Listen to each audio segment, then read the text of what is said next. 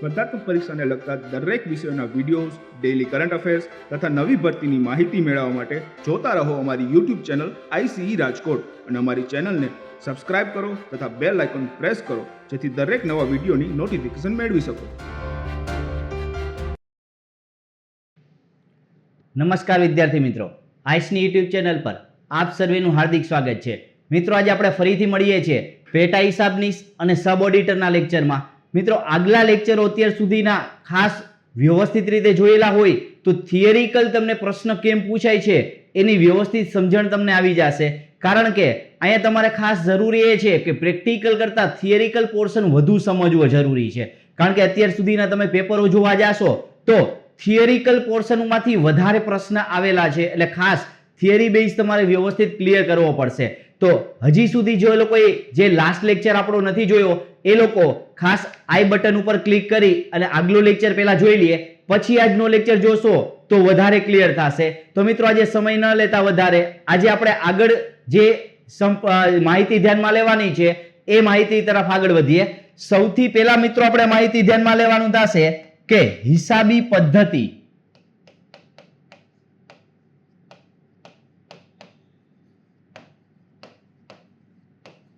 હિસાબી પદ્ધતિના પ્રકારો. જ્યારે તમને હિસાબી પદ્ધતિના પ્રકાર વિશે મિત્રો માહિતી આપવામાં આવે ત્યારે ખાસ એટલું યાદ રાખવાનું, બે પ્રકારો છે. કયા બે પ્રકારો છે એની આપણે ચર્ચા કરીએ. તો હિસાબી પદ્ધતિના પ્રકારો વિશે ધ્યાનમાં લેવા જઈએ, સૌથી પહેલો પ્રકાર આપણે ધ્યાનમાં લેશું એ છે આપણા માટે દેશીનામા પદ્ધતિ.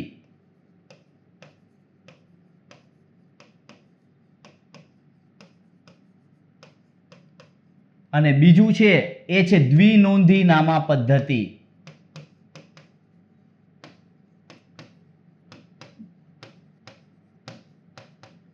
તો ખાસ ત્યારે જ્યારે તમને પ્રશ્ન પૂછાય કે દેશીનામા પદ્ધતિ વિશે માહિતી પૂછાય કે દ્વિનોંધીનામા પદ્ધતિ વિશે થિયરિકલ પ્રશ્ન પૂછાતો હોય ત્યારે તમે આ વ્યવસ્થિત ધ્યાનમાં લઈ શકો છો. સૌથી પહેલા મિત્રો વાત કરીએ આપણે દેશીનામા પદ્ધતિ. હવે દેશીનામા પદ્ધતિ હોય કે દ્વિનોંધીનામા પદ્ધતિ હોય તો ખરેખર તમે જોવા જાશો તો હિસાબી અસરોમાં ફેરફાર નથી જોવા મળતો, પણ ઉધાર જમાના જે નિયમો છે એ મુજબ ઉધાર અને જમા પણ તમે જોવા જાશો તો સેમ વસ્તુ થતી હશે, પણ હિસાબો તૈયાર કરવાની પદ્ધતિ અલગ અલગ છે.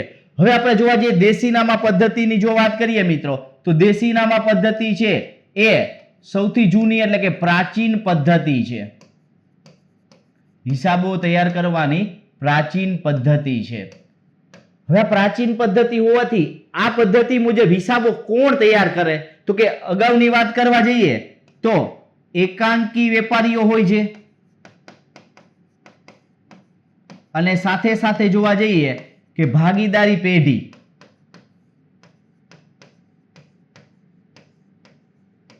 એના દ્વારા દેશીનામા પદ્ધતિ મુજબ હિસાબો તૈયાર કરવામાં આવે છે. એટલે પહેલાના સમયની વાત કરીએ તો આપણે ક્લિયર છે મિત્રો કે એક આપણે અગાઉ શરૂઆતમાં પહેલા લેક્ચરની જો વાત કરીએ તો જુદા જુદા પ્રકારના જે છે ધંધાના પ્રકારો આપણે ધ્યાનમાં લીધા હતા. એમાંના એકાંકી પેઢી અને ભાગીદારી પેઢીની વાત કરી હતી.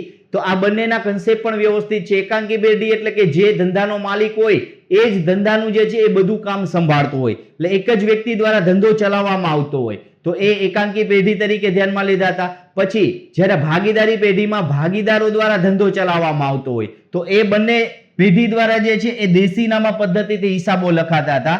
હવે આપણે જોવા જઈએ કે આ પદ્ધતિ પ્રચલિત નથી. ધીમે ધીમે આ પદ્ધતિનો ઉપયોગ ઘટતો જાય છે. ધીમે ધીમે ઉપયોગ ઘટતો જાય છે.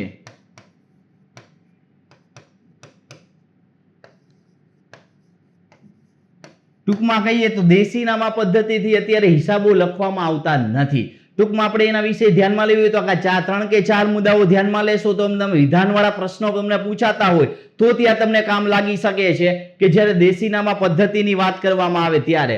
હવે આપણે આવશે મિત્રો દ્વિનોંધીનામા પદ્ધતિ.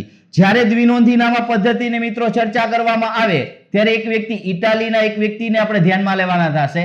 ઇટાલીના ગણિતશાસ્ત્રી છે એ લ્યુકા પેસિઓલી.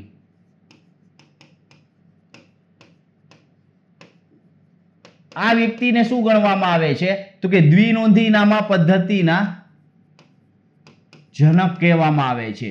દ્વિનોંધી નામા પદ્ધતિના જનક અથવા તો જન્મદાતા. એટલે કે દ્વિનોંધી નામા પદ્ધતિના નિયમોની રજૂઆત કેના દ્વારા થયેલી છે? તો ઇટાલીના જે ગણિત શાસ્ત્રી લ્યુકા પેસિઓલી હતા એના દ્વારા થયેલી છે. હવે દ્વિનોંધી નામા પદ્ધતિની મિત્રો વાત કરવામાં આવે તો ખાસ યાદ રાખજો કે એ ઉધાર જમાના નિયમ પર આધારિત છે. ઉધાર જમાના નિયમ પર આધારિત.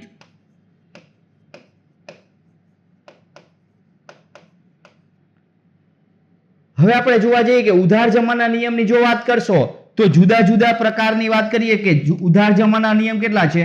3 પ્રકારના ઉધાર જમાના નિયમો છે.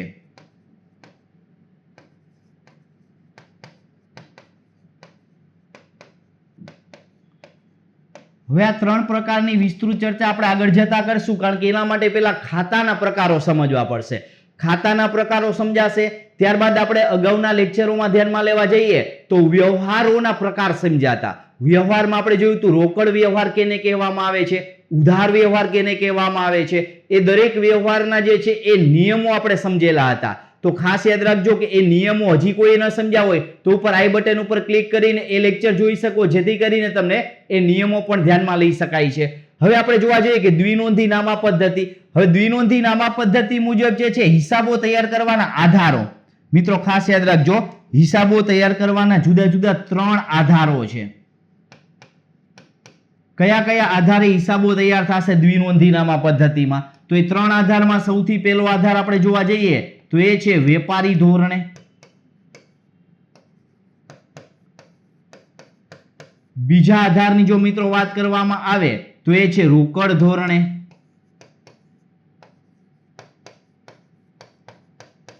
અને ત્રીજા પ્રકારની જો વાત કરવામાં આવે તો એ છે મિશ્ર ધોરણે. તો અહીંયા જોઈ શકો છો કે જ્યારે તમને દ્વિનોંધી નામા પદ્ધતિ કે દેશી નામા પદ્ધતિના તમને વિધાનવાળા પ્રશ્નો પૂછાય તો તમે આટલા વિધાનોમાંથી 3 કે 4 વાક્યો તમને ખ્યાલ હોય તો વ્યવસ્થિત ક્લિયર કરી શકાય છે. તો આ વાત હતી આપણી જે હિસાબો તૈયાર કરવાની જુદી જુદી 2 પદ્ધતિઓ છે એની. હવે આપણે વાત કરીએ દ્વિનોંધી નામા પદ્ધતિમાં જે જુદા જુદા આપણી પાસે આધારો આપેલા છે એ આધાર વિશે મિત્રો આપણે ચર્ચા કરીએ. એ આધારે વિશે 3 આધારો વિશે વ્યવસ્થિત રીતે ધ્યાનમાં લઈ અને પ્રશ્ન કેવી રીતે પૂછાય છે એની ચર્ચા કરીએ. તો સૌથી પહેલા વેપારી ધોરણની મિત્રો આપણે વાત કરીએ. જુદા જુદા આધારમાં સૌથી પહેલું વેપારી ધોરણમાં કઈ બાબતોનો સમાવેશ કરવાનો થાય છે, રોકડ ધોરણમાં કઈ બાબતોનો, અને સાથે સાથે જોવા જાશું મિશ્ર ધોરણમાં કઈ બાબતોનો સમાવેશ થશે. સૌથી પહેલા આવશે વેપારી ધોરણ.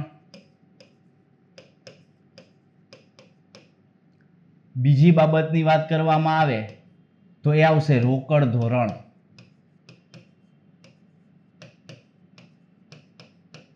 અથવા તો રોકડ ધોરણે.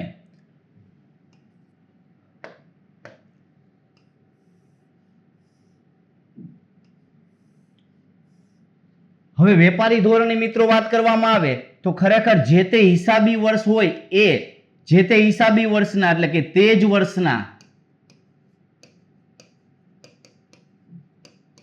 તમામ વ્યવહારો નોંધવામાં આવે છે.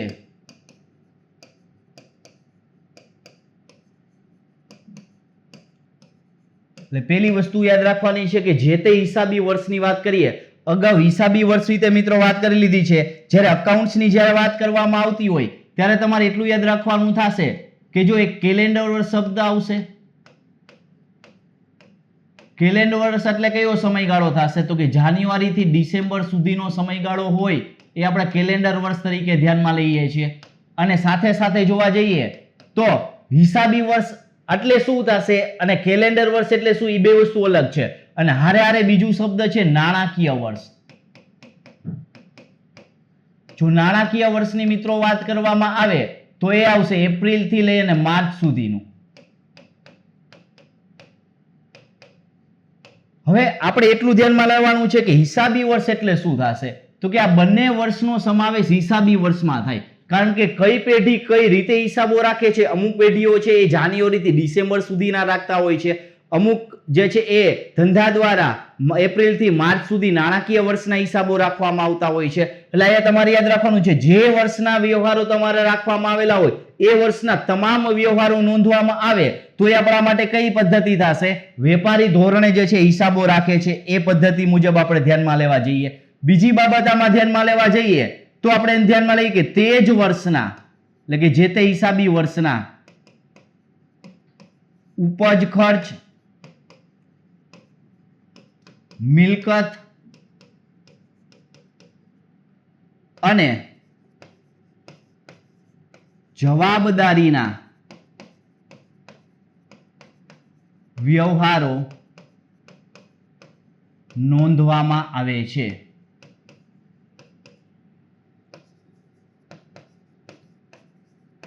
પણ યાદ રાખવાનું થશે કે જે તે વર્ષની જ માહિતી આપવામાં આવેલી છે અને કયા વ્યવહારોની માહિતી છે એ વેપારી ધોરણની સાથે સાથે આપણે રોકડ ધોરણની કમ્પેરિઝન કરશું એટલે વધારે ક્લિયર થઈ જશે. હવે લાસ્ટ અને મહત્વનો ટોપિક એક મિત્રો ખાસ યાદ રાખજો. લાસ્ટ ટોપિકની જો વાત કરીએ તો શું આવશે, તો કે તે જ વર્ષના આવક અને જાવકના વ્યવહારો એટલે કે ચૂકવવાના બાકી ખર્ચા અને મળવાની બાકી આવકો ની નોંધ કરવામાં આવે છે. ચાલુ વર્ષની જે બધી બાબત હોય, ચૂકવવાના બાકી ખર્ચા હોય એટલે આવક અને જાવકના સંદર્ભમાં આપણે વાત કરીએ તો આ બંનેનો સમાવેશ ચાલુ વર્ષનો હોય એનો સમાવેશ કરી શકીએ. પણ નોંધ તરીકે આ ખાસ યાદ રાખજો, નોંધ તરીકે શું તમને સમજાવવાનું છે એ સમજવાનું છે ખાસ, કે એક વસ્તુ ધ્યાનમાં લેવાની કે ગયા વર્ષના કે પછીના વર્ષના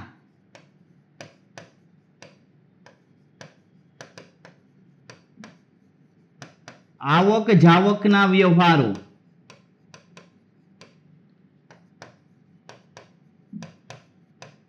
આ પદ્ધતિમાં નફા નુકસાનની ગણતરી કરતી વખતે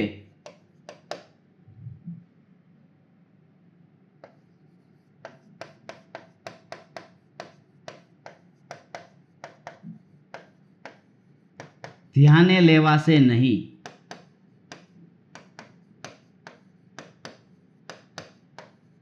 એટલે મિત્રો એટલું યાદ રાખજો કે ગયા વર્ષના કે આવતા વર્ષના ચૂકવવાના બાકી ખર્ચા હોય, મળવાની બાકી આવક હોય, એ દરેક આવક અને જાવકના જે વ્યવહારો છે એ આવક અને જાવકના વ્યવહારોની વાત કરીએ તો એની નોંધ નથી કરવામાં આવતી.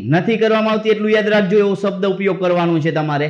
જ્યારે ચાલુ વર્ષના હોય, જે તે હિસાબી વર્ષના એવા તમામ ચૂકવવાના બાકી ખર્ચા હોય કે તમામ મળવાની બાકી આવકો હોય, એવા બધા જે છે એ ઉલ્લેખ કરેલો હોય, એવા બધા ખર્ચા કે આવકો હોય એની નોંધ કરવામાં આવતી હોય છે. તો આ વાત હતી આપણી વેપારી ધોરણે. તો વેપારી ધોરણે હિસાબી પદ્ધતિ તૈયાર કરવામાં આવે ત્યારે 3 આધારો એટલે કે 3 બાબતો તમારે ધ્યાનમાં લેવાની છે.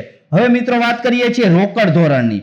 જો રોકડ ધોરણે આપણે હિસાબી પદ્ધતિ મુજબ હિસાબો તૈયાર કરતા હોય તો તમારે કઈ બાબતને ધ્યાનમાં લેવાની છે એ ખાસ સમજજો. જ્યારે તમે રોકડ ધોરણે હિસાબો તૈયાર કરશો ત્યારે સૌથી પહેલી બાબતને આપણે જો ચર્ચા કરીએ તો આની સાથે કમ્પેરિઝન કરીએ કે તે જ વર્ષના તમામ વ્યવહારો નોંધવામાં આવે છે. તો હવે આની બદલે આપણે એમ લઈ શકીએ છીએ કે તે જ વર્ષના માત્ર રોકડમાં થયેલા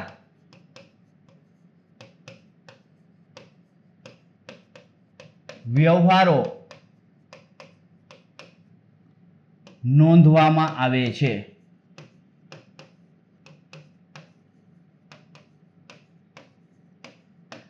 ત્યારબાદ આપણે બીજો પોઈન્ટ વિશે વાત કરીએ મિત્રો. તો બીજા પોઈન્ટ વિશે આપણે ધ્યાનમાં લઈએ તો આની સાથે કમ્પેરિઝન કરીએ કે તે જ વર્ષના ઉપજ ખર્ચ મિલકત અને જવાબદારીના વ્યવહારો નોંધવામાં આવે છે, તો આની બદલે જ આવે કે તે જ વર્ષના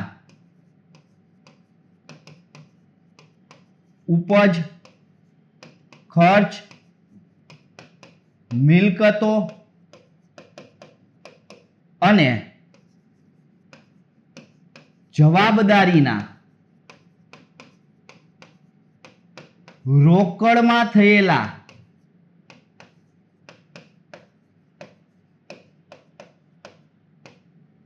વ્યવહારો જ નોંધાય છે.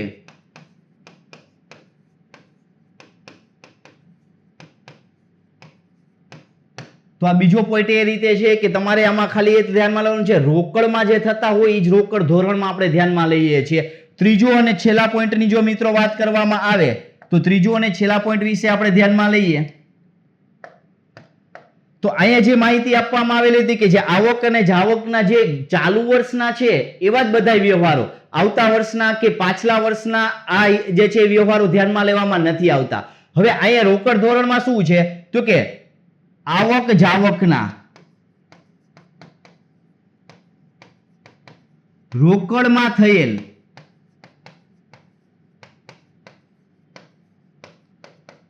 તમામ વ્યવહારો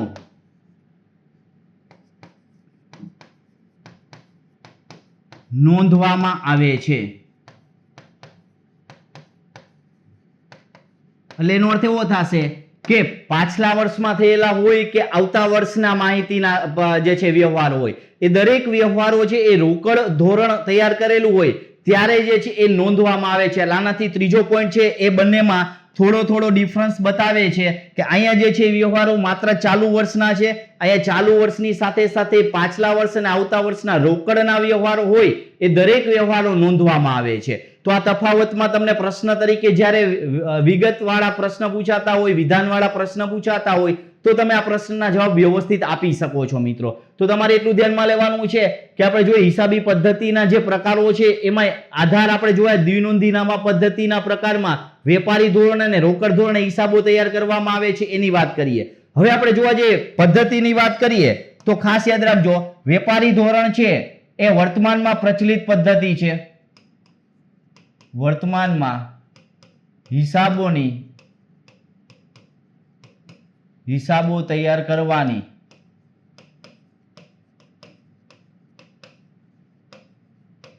પ્રચલિત પદ્ધતિ છે.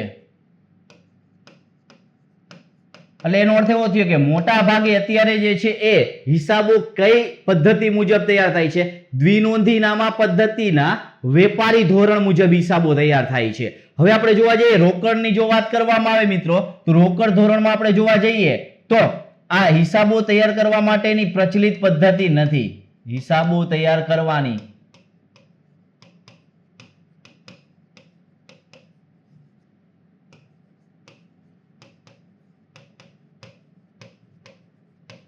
પ્રચલિત પદ્ધતિ નથી. એટલે એનો અર્થ એવો થશે કે આ પદ્ધતિનો હિસાબો તૈયાર કરવામાં ઓછો ઉપયોગ થઈ જાય છે. એટલે એમ કહી શકીએ કે સાવ નહિવત ઉપયોગ થાય છે એમ આપણે કહી શકીએ છીએ. તો આ બે આપણે રોકડ ધોરણે અને વેપારી ધોરણે કઈ બાબતોનો સમાવેશ કરવાનો છે એ દરેકનો આપણે સમાવેશ કર્યો. હવે આવશે મિશ્ર ધોરણે. મિશ્ર ધોરણે આપણે થિયરિકલ વસ્તુ માત્ર ખાલી સમજવાની છે મિત્રો કે જ્યારે તમને મિશ્ર ધોરણની માહિતી આવશે ત્યારે વેપારી ધોરણે અને રોકડ ધોરણે એ બંનેનું સંયુક્ત સમાવેશ કરવામાં આવે એને કહેવામાં આવે છે મિશ્ર ધોરણ તરીકે ઓળખવામાં આવે છે. ત્રીજી આપણે વાત કરીએ કે મિશ્ર ધોરણે મિશ્ર ધોરણેની જો વાત કરીએ તો વેપારી અને રોકડ ધોરણનું મિશ્રણ છે. એટલા માટે આને શું કહેવામાં આવે છે? એટલા માટે આપણે એને કહી શકીએ છીએ કે સુધારેલ વેપારી ધોરણની પદ્ધતિ. આ પ્રશ્ન ધ્યાનમાં રાખજો. સુધારેલ વેપારી ધોરણની પદ્ધતિ તરીકે કેને ઓળખવામાં આવે છે?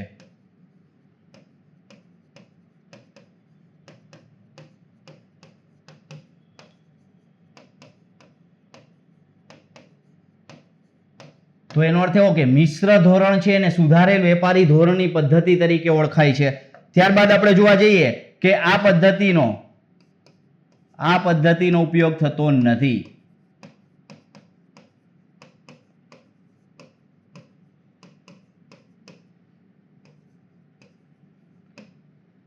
વર્તમાનમાં જોવા જઈએ તો સૌથી વધુ આપણે જોઈએ કે વેપારી ધોરણની પદ્ધતિ છે અને રોકડ પદ્ધતિમાં કઈ કઈ બાબતોનો સમાવેશ થાય છે અને મિશ્ર ધોરણની પદ્ધતિમાં કઈ કઈ બાબતોનો સમાવેશ થાય છે. હવે આ ત્રણે ત્રણ આપણે ધોરણો જોયા એ દ્વિનોંધી નામા પદ્ધતિના હિસાબો તૈયાર કરવાના ધોરણો હતા. હવે આપણે જોવા જઈએ હિસાબો તૈયાર કરવાના જુદા જુદા તબક્કાઓ. મિત્રો આ પ્રશ્ન ઘણી વખત તમને જે છે એ પરીક્ષામાં પૂછાવાની શક્યતા હોય છે અને સાથ સાથે જોવા જાવ તો હિસાબો તૈયાર કરવાના જુદા જુદા તબક્કાઓ પણ તમને ક્લિયર હોવા જોઈએ.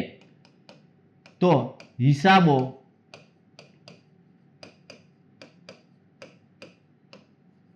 તૈયાર કરવાના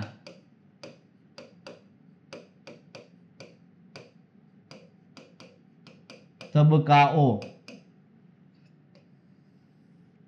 હિસાબ તૈયાર કરવાના તબક્કાની જો મિત્રો વાત કરવામાં આવે તો સૌથી પહેલો તબક્કો કયો? તો કે કોઈ પણ જગ્યાએ સામાન્ય બાબત આપણે જોવા જઈએ કે આપણે કોઈ ધંધો કરતા હોય તો આપણે ગમે ત્યાંથી કોઈ વસ્તુની ખરીદી કરીએ અથવા તો કોઈ પણ બાબતનો આપણે જે આર્થિક વ્યવહાર કરીએ તો એનું શું હોય? આપણી પાસે એક પ્રકારનું લખાણ હોય. એ લખાણ આપણે શું કહીએ? તો કે લખાણ એક શબ્દ આપ્યો છે વાઉચર. યાદ રાખજો શું કહેવામાં આવે છે? વાઉચર. વાઉચરના પ્રકાર હોય ઘણા બધા પ્રકારના હોય છે. વાઉચરમાં કેનો સમાવેશ થાય છે એ આપણે જોતા જાશું. સૌથી પહેલા આપણે જોવા જઈએ તો પેલું પગથિયું આપણે જોવા જઈએ તો કયું આવશે? તો કે વાઉચર આવશે. હિસાબો તૈયાર કરવાના તબક્કામાં પેલું તબક્કો છે એ વાઉચરનો છે. જ્યાં સુધી તમારી પાસે કોઈ પણ વ્યવહાર થયેલો હોય એનું તમારી પાસે પ્રમાણ ન હોય તો તમે આગળ જ ન વધી શકો. એટલા માટે પેલું પ્રમાણ છે એને શું કહેવામાં આવે છે? વાઉચર કહેવામાં આવે છે. મિત્રો વાઉચરની જો વાત કરવામાં આવે તો વાઉચર વિશે ધ્યાનમાં લઈએ. વાઉચર એ શું છે? તો કે ધંધાના વ્યવહારનો એટલે કે ધંધાના આર્થિક વ્યવહારનો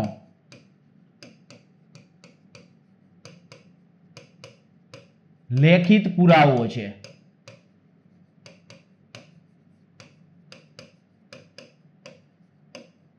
સાથે સાથે બીજો પોઈન્ટ આપણે જોવા જઈએ તો કે હિસાબો લખવાનું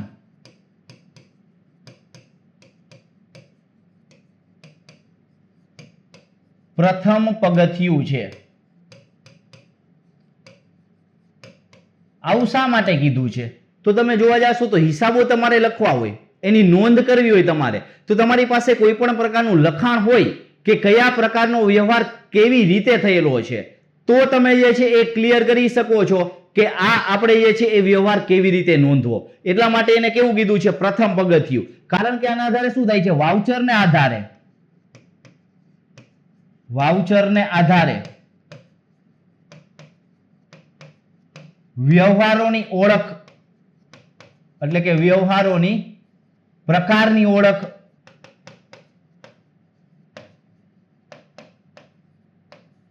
થાય છે.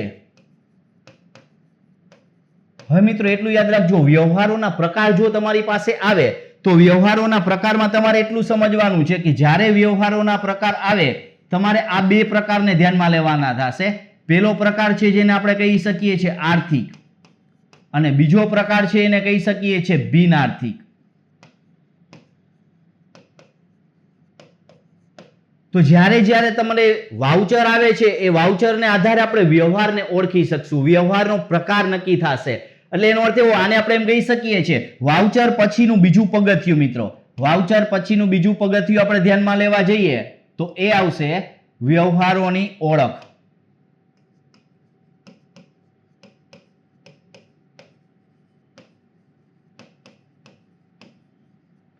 એટલે એનો અર્થ એવો થશે વ્યવહાર ઓળખાઈ જશે આર્થિક છે કે બિન આર્થિક.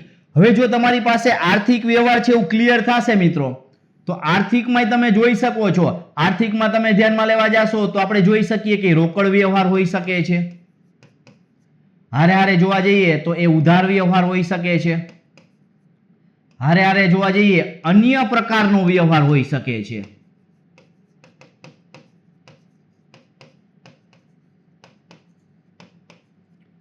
તો આ રીતે આપણે જોવા જશું કે રોકડ, ઉધાર અને અન્ય પ્રકારના વ્યવહારો, આ બધા વ્યવહારોને આર્થિક વ્યવહારોમાં આપણે સમાવેશ કરવાનો થશે. તો જ્યારે તમે વાઉચર ધ્યાનમાં લ્યો તો વાઉચરની સાથે આવી બધી બાબતોને ધ્યાનમાં લેતી જવાની થશે. હવે આપણે બિનઆર્થિક વ્યવહારની મિત્રો આપણે અગાઉ ચર્ચા કરેલી છે એ પ્રમાણે કે બિનઆર્થિક વ્યવહાર છે એ ધંધાના ચોપડામાં નોંધવામાં આવતા નથી, કારણ કે એનું નાણાંમાં મૂલ્ય હોતું નથી. જ્યારે આર્થિક વ્યવહારનું નાણાંમાં મૂલ્ય હોય એટલે એનો રોકડ હોય, ઉધાર હોય કે અન્ય પ્રકારનો હોય. આ પ્રકાર આપણે સમજવો જરૂરી છે, અન્ય પ્રકાર, કારણ કે મોટા ભાગના અન્ય પ્રકારના વ્યવહારો આપણે જોવે એટલે એ અન્ય પ્રકારના વ્યવહારોને બિનઆર્થિક સમજી બેસતા હોય છે. તો આ ત્રણેય પ્રકારના વ્યવહારો હમણાં આગળ જતા વ્યવસ્થિત સમજવાના થશે. એ ત્રણેય વ્યવહારો સમજાશે પછી જ તમે એની અસર અલગ અલગ રીતે આપી શકો છો. તો આનો અર્થ એવો થયો કે પહેલો તબક્કો આપણે જોઈએ વાઉચરનો. મિત્રો વાઉચરની જો વાત કરવામાં આવે તો સૌથી પહેલો તબક્કો છે આપણો કે વાઉચર તૈયાર થશે. વાઉચર આપણી પાસે હોય એટલે એના આધારે બીજા તબક્કા મુજબ જોવા જઈએ તો વ્યવહારો નક્કી થશે. કારણ કે તમારી પાસે વાઉચર હોય તમને ખબર પડે કે આ ખરીદીનું વાઉચર છે, વેચાણનું વાઉચર છે, અથવા બેંકમાં નાણાં ભર્યા હોય એનું વાઉચર છે, અથવા બેંકમાંથી નાણાં ઉપાડ્યા હોય એનું વાઉચર હોય, અથવા તો ઘણી વખત નાણાં આપણે ચૂકવા હોય કોઈ બાબતના એનું બિલ હોય એટલે એનું વાઉચર હોય, અથવા તો નાણાં મળ્યા હોય એનું બિલ એટલે રસીદ હોય. આવા જુદા જુદા પ્રકારના વાઉચર હોય છે. તો આપણે ધ્યાનમાં લઈએ કે વાઉચરના જુદા જુદા પ્રકારો ધ્યાનમાં લેવાના થશે. પણ આપણે જોવા જઈએ તો વાઉચરની આપણે આટલી બધી બાબતોની વાત કરેલી છે. લેખિત પુરાવો છે, પ્રથમ પગથિયું છે, અને વ્યવહારની ઓળખ નક્કી થાય છે. વ્યવહારની ઓળખ બાદ વાઉચરના પ્રકારો જોવા જઈએ.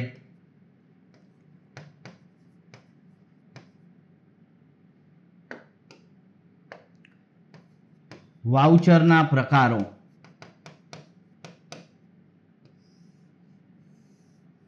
સૌથી પહેલી બાબત મિત્રો ધ્યાનમાં લઈએ વાઉચરના પ્રકારમાં તો એને આપણે કહી શકીએ છીએ કે વેચાણ બિલ. વેચાણ બિલ કેને કહેવામાં આવે છે તો કે તમે એમ જોઈ શકો છો કે વેચાણ અંગેનું બિલ એટલે કે માલ સામાનના વેચાણનું બિલ, માલ સામાનના વેચાણનો લેખિત પુરાવો. એટલે ધંધા દ્વારા કોઈ વ્યક્તિને રોકડ વેચાણ કરવામાં આવેલું હોય કે શાક પર વેચાણ કરવામાં આવેલું હોય એનો એક લેખિત પુરાવો હોય, એનું લખાણ હોય, એ આપણે કહેવામાં આવે છે વેચાણ બિલ. ભરતિયા તરીકે પણ આપણે ઓળખતા હોઈએ છીએ. ઘણી વખત આવા શબ્દો તમે અકાઉન્ટ્સની ભાષામાં જોતા હોય છો. બીજી બાબતની વાત કરવામાં આવે તો એ આવશે ખરીદ બિલ.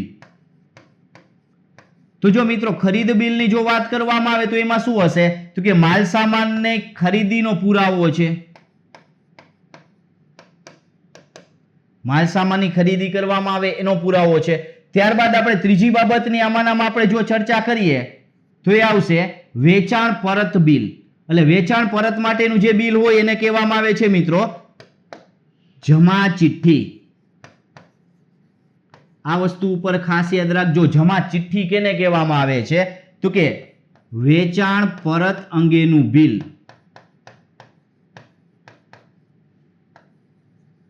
એટલે કે વેચાણ પરત અંગેનો પુરાવો. હવે મિત્રો એટલું યાદ રાખજો, જ્યારે ધંધા દ્વારા કોઈ વ્યક્તિને વેચાણ કરવામાં આવે છે ત્યારે કયું બિલ બનાવેલું હોય છે તો કે વેચાણ બિલ બનાવેલું હોય છે. અને વેચાણ બિલ બનાવ્યા બાદ એ વ્યક્તિ પાસેથી અમુક રકમનો માલ પરત આવે છે એટલે વેચાણનો પરત આવ્યું કહેવાશે. જો વેચાણ પરત આવે એટલે જમા ચિઠ્ઠી આવે. તો એટલું યાદ રાખવાનું, જમા ચિઠ્ઠી કેની સાથે જોડાયેલી હશે તો કે વેચાણ બિલ સાથે. એટલે વેચાણ સાથે કોણ જોડાયેલું હોય તો કે જમા ચિઠ્ઠી જોડાયેલી હશે. હવે આપણે જોવા જઈએ ખરીદ બિલની વાત કરવામાં આવે તો ખરીદ બિલ વિશે મિત્રો વાત કરવામાં આવે તો નંબર 4 આપણે જોઈ શકીએ છીએ કે ઉધાર ચિઠ્ઠી. એટલે કે આ બધા આપણે કહી શકીએ છીએ વાઉચરના પ્રકારમાં મિત્રો લઈ શકીએ બધા. આ પ્રકાર આને વાઉચર કહેવાય છે. હવે આપણે આને કહી શકીએ છીએ કે ખરીદી પરત આવેલી હોય, ખરીદી પરત કરેલી હોય તો કે ખરીદી પરત અંગેનો જે પુરાવો છે એને કહેવામાં આવે છે ઉધાર ચિઠ્ઠી કહેવામાં આવે છે. એટલે આપણે જોઈ શકીએ છીએ કે જ્યારે આપણે ખરીદી કરીએ છીએ ત્યારે માલ સામાનની ખરીદી કરીએ ખરીદ બિલ કહેવામાં આવે છે. ત્યારબાદ આપણે અમુક રકમનો માલ ધંધા દ્વારા જે તે વ્યક્તિ પાસેથી ખરીદી કરવામાં આવેલી હોય, પછી રોકડ હોય કે શાક પર હોય, એને આપણે પરત કરીએ તો એને કહેવામાં આવે છે ઉધાર ચિઠ્ઠી. એટલે એ પુરાવો આપણા માટે શું મળે છે? ઉધાર ચિઠ્ઠી મળે છે. તો કે વેચાણ બિલ, ખરીદ બિલ, જમા ચિઠ્ઠી ને ઉધાર ચિઠ્ઠી આ બધા વાઉચરના પ્રકાર છે. પાંચમા પ્રકારની જો મિત્રો વાત કરવામાં આવે વાઉચરનો પાંચમો પ્રકાર, તો એ પાંચમા પ્રકાર વિશે ધ્યાનમાં લેવા જઈએ તો એ આવશે ચેકનું અડધિયું.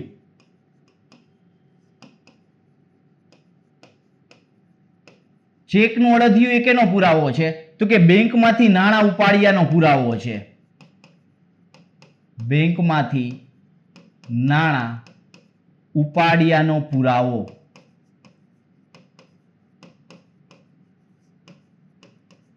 ઘણી વખત આપણે જોવા જઈએ કે બેંકમાં નાણાં આપણે ભરવા જઈએ ત્યારે આપણને ચેકનું અડધિયું રિટર્ન મળતું હોય છે. એટલે એનો અર્થ એવો થશે કે જ્યારે આપણે બેંકમાંથી નાણાં ઉપાડવા જઈએ ત્યારે ઉપાડવા માટેનો આખો પુરાવો છે. એવી જ રીતે બેંકમાં જ્યારે નાણાં જમા કરવા જઈએ મિત્રો, તો જમા કરીએ આપણે એને કહેવાય પે ઇન સ્લીપ.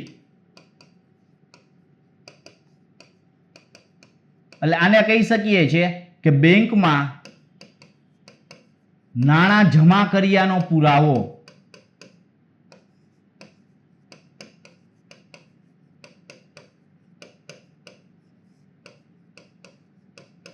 તો આટલું યાદ રાખવાનું થશે, કઈ બાબતને કઈ સાથે જોડવાનું થશે. પછી આપણે રસીદની વાત કરીએ. બે પ્રકારની મિત્રો રસીદ આવશે. પેલું આપણે જોવા જઈએ તો એ મળેલ રસીદ આવે, અને સાથે સાથે જોવા જઈએ આપેલ રસીદ આવે.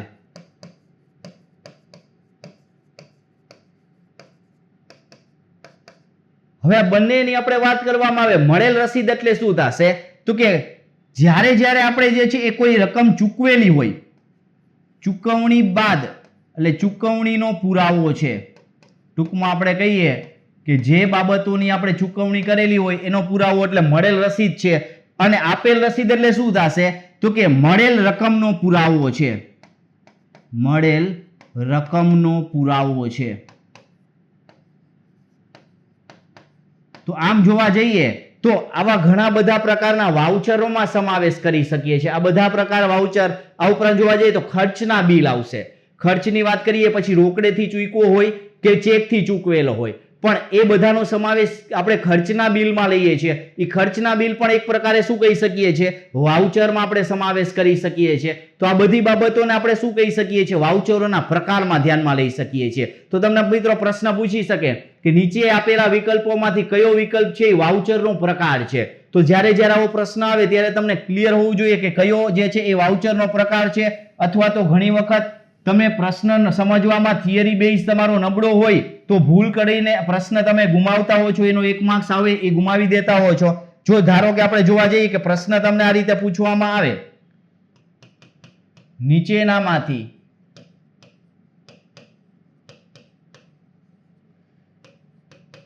કયો વિકલ્પ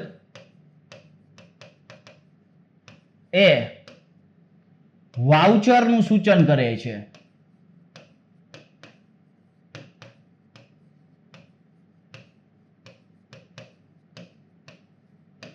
હવે આવો પ્રશ્ન આવે એટલે તમે વિકલ્પમાં કન્ફ્યુઝન થઈ જાવ. કારણ કે વિકલ્પની વાત કરીએ, પેલો જ વિકલ્પ એવો મૂકેલો હોય એને કહેવામાં આવે છે ચેકનું અડધિયું. હવે ઘણા વ્યક્તિ આપણે ખબર જ ના હોય કે ચેકનું અડધિયું એટલે થાય શું, તો એ વ્યક્તિઓ પેલો ઓપ્શન તો એમને જે છે ઇગ્નોર કરી દેતા હોય છે. બીજા ઓપ્શનની વાત કરવામાં આવે એમાં લખેલું હોય પે ઇન સ્લીપ, અને ત્રીજા ઓપ્શનની જો વાત કરવામાં આવે તો ત્રીજા ઓપ્શનમાં લખવામાં આવેલું હોય જમા ચિઠ્ઠી, અને ડી ઓપ્શન આપવામાં આવેલું હોય આપેલ તમામ.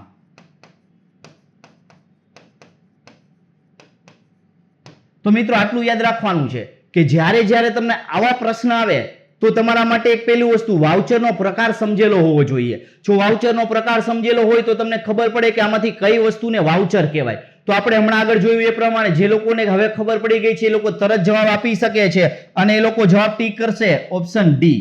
દરેકે દરેક વસ્તુને શું બોલવામાં આવે છે? વાઉચર જ કહેવામાં આવે છે. પછી એ જુદા જુદા પ્રકારે ઉપયોગમાં લેવાયેલા વાઉચર કહેવાય છે. જેમ આપણે જોયું ચેકનું અડધિયું એટલે કેવું વાઉચર કહેવાય? તો કે ખરેખર બેંકમાંથી નાણાં ઉપાડ્યા છે એનો પુરાવો છે. પછી પેન સ્લીપ બેંકમાં નાણાં જમા કર્યાનો પુરાવો છે. જમા ચિઠ્ઠી એટલે કે વેચાણ પરત આવ્યું છે એ અંગેનો પુરાવો છે. તો આપણે કહી શકીએ છીએ ત્રણ વસ્તુને આપણે વાઉચરમાં સમાવેશ કરતા હોવાથી આપેલ તમામ. તો દરેક વ્યક્તિ આ પ્રશ્નનો જવાબ આપી શકે છે. હવે ત્યારબાદ આપણે જોવા જઈએ કે વાઉચરના અંગોની મિત્રો વાત કરવામાં આવે. જુદા જુદા એટલે વાઉચર હોય તો વાઉચરમાં કઈ કઈ બાબતો હોય છે એને એના અંગ તરીકે ઓળખવામાં આવે છે. એટલે આપણે ધ્યાનમાં લઈ શકીએ છીએ કે વાઉચરના અંગો.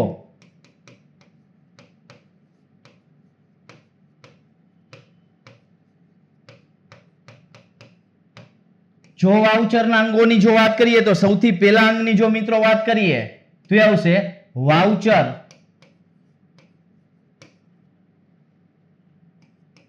લખનાર અથવા તો બનાવનારનું નામ અને સાથે સાથે સરનામું. જે વ્યક્તિ વાઉચર બનાવે છે એનું નામ અને સરનામું. બીજું આપણે જોવા જઈએ વાઉચર આપનારનું એટલે કે જે વ્યક્તિને આપવાનું છે એનું નામ અને સરનામું. આ બે વસ્તુ બાદ જોવા જઈએ ત્રીજી બાબતની મિત્રો વાત કરવામાં આવે તો વાઉચર ઉપર શું લખવામાં આવેલી હોય છે? વાઉચરની તારીખ આવે છે. ચોથી બાબત જોવા જઈએ તો વાઉચરનો નંબર હોય છે. ત્યારબાદ આપણે જોવા જઈએ તો વાઉચરની રકમ હોય છે અને રકમની વાત કરીએ તો એ શબ્દમાં અને આંકડામાં હોય છે.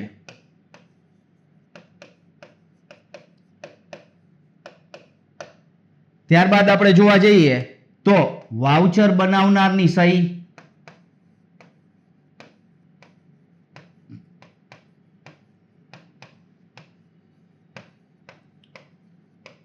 હવે આટલી બાબતો એ ઘણા સંજોગોમાં આવે એક વધારે બાબત જોવા જઈએ તો શું હશે કે વાઉચર મેળવનારની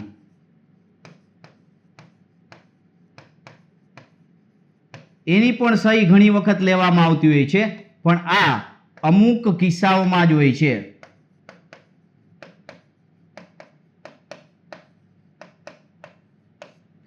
તો આટલી વસ્તુ યાદ રાખવાની થશે કે વાઉચરના અંગોમાં મહત્વના અંગો આપણે ધ્યાનમાં લીધેલા છે મિત્રો. આ ઉપરાંત અન્ય વિગતો એટલે ઘણી વખત શું થતી હોય કે વાઉચરની બાબત આપણે જોવા જઈએ તો વાઉચરમાં અન્ય વિગતોનો ઉલ્લેખ કરવામાં આવતો હોય, એટલે કે ટૂંકમાં એ બાબતનું વર્ણન કરવામાં આવતું હોય કે કઈ બાબતનું વાઉચર છે, આખું એનું વર્ણન ટૂંકમાં શોર્ટમાં કરવામાં આવતું હોય, એ અન્ય વિગતોમાં સમાવેશ કરી શકીએ. તો આ બધાને શું કહી શકીએ છીએ મિત્રો? વાઉચરના અંગ તરીકે ઓળખી શકીએ છીએ. હવે આપણે જોયું કે આપણે હિસાબો તૈયાર કરવાના તબક્કામાં સૌથી પહેલો તબક્કો, તો તમને આ પ્રશ્ન પૂછાઈ ગયો તો મિત્રો કે હિસાબો તૈયાર કરવાનો સૌપ્રથમ તબક્કો કયો? સૌપ્રથમ પગથિયું કયો? એ કયું છે? વાઉચર તૈયાર કરવાનું. વાઉચર તૈયાર થઈ જશે પછી બીજો તબક્કો એટલે બીજું પગથિયું આવી જશે. તો હિસાબો તૈયાર કરવાનું બીજું પગથિયું. વાઉચર ઉપરથી શું નક્કી કરશો તમે? વ્યવહારોની ઓળખ. હમણાં મેં પર્ટિક્યુલર વ્યવહારોના પ્રકાર સમજાવ્યા. વ્યવહારોમાં રોકડ વ્યવહાર છે, ઉધાર વ્યવહાર છે, અન્ય પ્રકારનો અથવા બિન આર્થિક વ્યવહાર છે, કેવો વ્યવહાર છે એ તમે નક્કી કરી શકો છો. હવે વ્યવહારોની ઓળખ થઈ જશે એટલે તમને પર્ટિક્યુલર વ્યવહાર ક્યાં નોંધવો એની આપણે આગળ બાબત આવશે. એટલે ત્રીજી બાબતની મિત્રો વાત કરીએ એટલે ત્રીજી વસ્તુ એ તૈયાર થઈ જશે કે આમ નોંધ અથવા પેટા નોંધ. આમ નોંધ અને સાથે સાથે આપણે જોવા જઈએ પેટા નોંધ, એટલે એની આપણે ધ્યાનમાં લેવાની થશે, આમ નોંધ બનાવવાની થશે. એટલે કે આ ખાસ વસ્તુ યાદ રાખજો, તમને આગળ જતા એક પ્રશ્ન આવશે કે હિસાબો તૈયાર કરવા માટે આપણે જોવા જઈએ તો મૂળભૂત ચોપડો કેને કહેવાય? આમ નોંધ. કારણ કે હવે તમે જોવા જાવ કે ધંધા દ્વારા હિસાબોની શરૂઆત ક્યાંથી થાય છે? તો કે આમ નોંધથી જ થાય છે.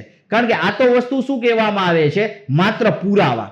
હવે ઘણી વખત એવું થાય કે અમુક વ્યક્તિઓ છે એ વાઉચર આપેલું હોય, એ વાઉચર ઉપરથી શું કરે છે? કાચી નોંધ કરે છે. એટલે કે વાઉચર મળી જાય એટલે પોતાની એક ડાયરી રાખી હોય, પોતે એક ચોપડો રાખ્યો હોય, પણ એ નામાનો મૂળ ચોપડો નથી, એ પહેલાનો ચોપડો કાચો ચોપડો હોય છે, એમાં કાચી નોંધ કરતા હોય છે. એટલે વાઉચર ઉપરથી જો કાચી નોંધ કરતા હોય જે તે વ્યક્તિઓ, આના ઉપરથી કાચી નોંધ, અને કાચી નોંધને એક શબ્દમાં ઉપયોગ કરવામાં આવે છે ટાંચણ અથવા ટિપ્પણ. આ કાચી નોંધના આવા નામથી ઓળખવામાં આવે છે. કે કાચી નોંધ છે એ માત્ર શું છે? તો કે ઘણી વખત એવું થાય વાઉચર કે આડાવડું થઈ જાય તો કાચી નોંધમાં આપણી પાસે માહિતી મળી રહે છે. પણ કાચી નોંધ એટલે એવું નહીં કે દરેક ખાતા અલગ અલગ બનાવ્યા હોય, કોઈ એક ચોપડો બનાવ્યો હોય કે જે પર્ટિક્યુલર નોંધ થતી હોય, એવું નહીં. બધા વ્યવહાર એકી સાથે નોંધવામાં આવતા હોય છે. એટલા માટે એને હિસાબી પદ્ધતિનો ચોપડો નથી ગણવામાં આવતો. પણ ખરેખર હિસાબો લખવાની શરૂઆત થાય છે મિત્રો ક્યાંથી? તો કે આમ નોંધથી. એટલા માટે જ આને શું કહેવામાં આવે છે? તો કે હિસાબોનો મૂળભૂત ચોપડો કહેવાય છે. અથવા તો આપણે કહી શકીએ છીએ કે મેન, અથવા તો આપણે એમ કહી શકીએ છીએ કે હિસાબો લખવાની શરૂઆત આપણે કઈ કઈથી થાય છે? આમ નોંધની આપણે વાત કરીએ કે મૂળભૂત ચોપડો આપણો કયો કહી શકાય છે? આમ નોંધનો ચોપડો કહી શકાય છે. હવે આમ નોંધ થઈ ગયા બાદ પછીનું સ્ટેપ આપણે જોવા જઈએ મિત્રો, તો આમ નોંધ પછીની જો વાત કરવામાં આવે તો કે આમ નોંધ પ્રમાણે તો એક ખતવણી તૈયાર કરેલી, એક ખાતા વહી તૈયાર કરેલી હોય, એમાં જુદા જુદા ખાતામાં ખતવણી થાય. તો યાદ રાખજો, ખાતા વહીમાં ખતવણી.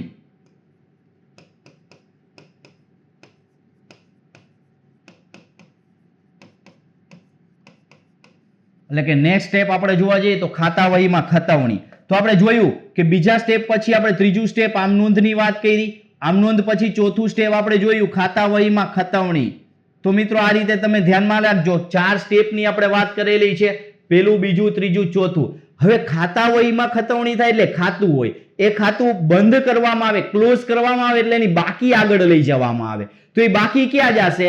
તો કે કાચા સરવૈયામાં જશે ને એના આધારે હવાલા તૈયાર થશે. તો આપણે એમ કહી શકીએ છીએ ખાતા વહીમાં ખતવણી બાદ ખાતા બંધ કરી અને શું કરવામાં આવે છે? તો કે કાચું સરવૈયું અને હવાલાઓ.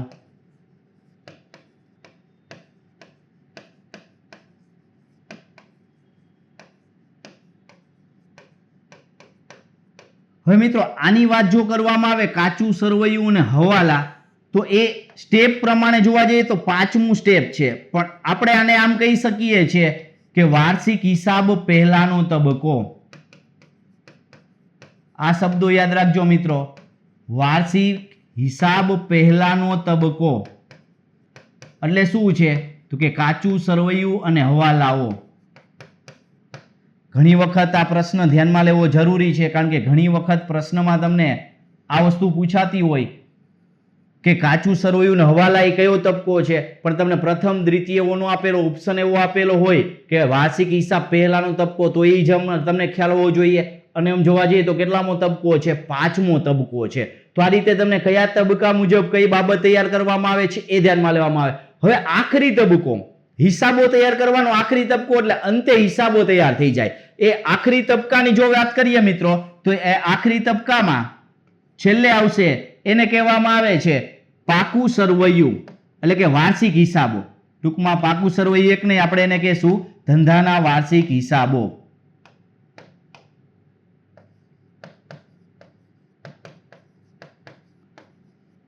એટલે આને આપણે એમ કહી શકીએ હિસાબો તૈયાર કરવાનો અંતિમ તબક્કો છે મિત્રો આ. એટલે અંતિમ એટલે આપણે જોવા જઈએ તો કેટલા તબક્કા એવા? કુલ 6 તબક્કાનો સમાવેશ થઈ ગયો. અને અંતિમ તબક્કાની વાત કરીએ તો કે હિસાબોનો અંતિમ તબક્કો, એટલે કે વાર્ષિક હિસાબ તૈયાર કરવા. તો આખી જે છે ચેઇન છે એ કેટલા તબક્કામાં છે? 6 તબક્કામાં વિભાજિત થયેલી છે. હવે વાર્ષિક હિસાબો તૈયાર કરવામાં આવતા મિત્ર, ત્યારે તમારે 3 વસ્તુને ધ્યાનમાં લેવાની. કઈ 3 વસ્તુ આવશે? તો પહેલા તો આપણે ધ્યાનમાં લેવાનું થશે વેપાર ખાતું. બીજું જોવા જઈએ આપણે નફા નુકસાન ખાતું. એટલે 2 ખાતા ધ્યાનમાં લેવાનું થશે. ત્રીજી વસ્તુ ધ્યાનમાં લેવાનું થશે પાકું સરવૈયું.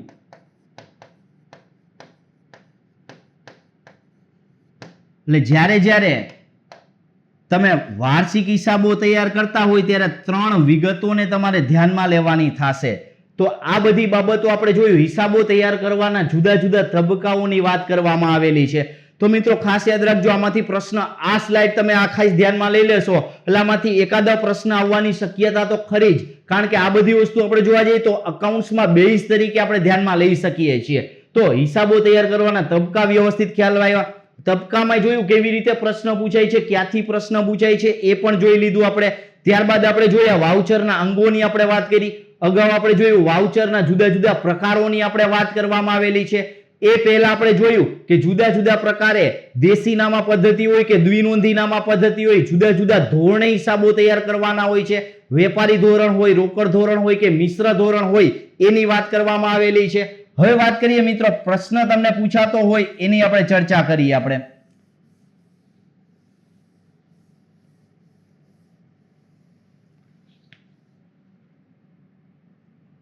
પ્રશ્નની જો વાત કરીએ તો આપણે એમ કહી શકીએ છીએ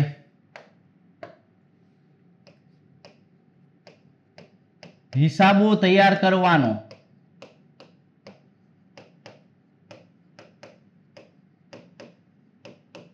વાર્ષિક હિસાબ પહેલાનો.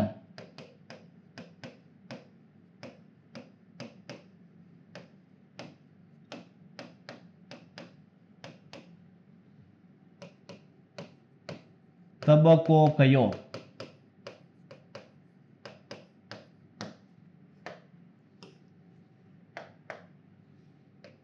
આ ફર્સ્ટ ક્વેશ્ચન છે. ઓપ્શનની જો વાત કરીએ આપણે, એ ઓપ્શન લેવા જઈએ વાઉચર, બી ઓપ્શન જોવા જઈએ કાચું સરવૈયું,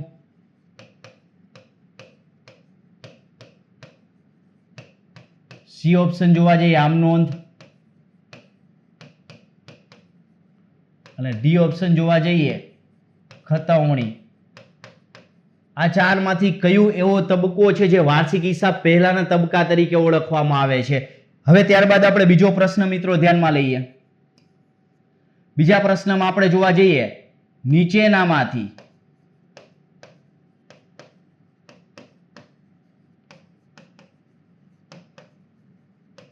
કયું અંગ વાઉચરનું છે? હવે જુદા જુદા અંગોની જો વાત કરીએ તો સૌથી પહેલું અંગ આપણે ધ્યાનમાં લેવા જઈએ તારીખ, પછી વાઉચર નંબર, અથવા તો ખાલી અહીંયા તમને આપવામાં આવેલું હોય નંબર. સી ઓપ્શનમાં આવે, હવે આવશે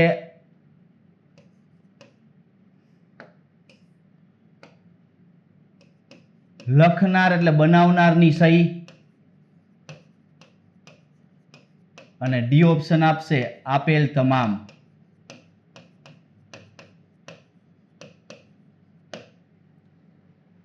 પછી આપણે જોવા જઈએ નેક્સ્ટ ક્વેશ્ચન તમને પૂછવામાં આવે દ્વિનોંધી નામા પદ્ધતિ મુજબ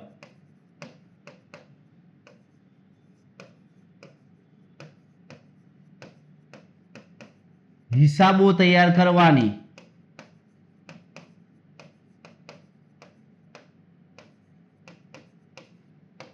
પ્રચલિત ધોરણ કયું?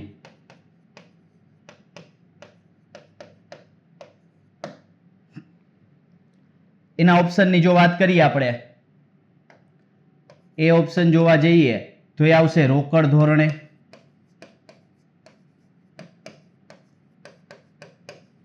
બી ઓપ્શન આવશે મિશ્ર ધોરણે,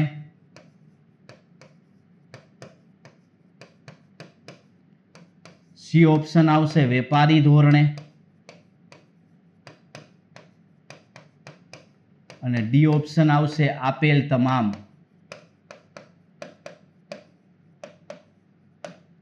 તો મિત્રો આ ત્રણેય પ્રશ્નોના જવાબ તમારે નીચે કોમેન્ટ બોક્સમાં આપવાના છે કે આ ત્રણેય પ્રશ્નો કઈ રીતે. આ ત્રણેય પ્રશ્નો આવડી એટલે એનો સમજવાનું કે આજના જે લેક્ચર છે એનું રિવિઝન વ્યવસ્થિત થઈ ગયું, આજનો લેક્ચર વ્યવસ્થિત સમજાઈ ગયો.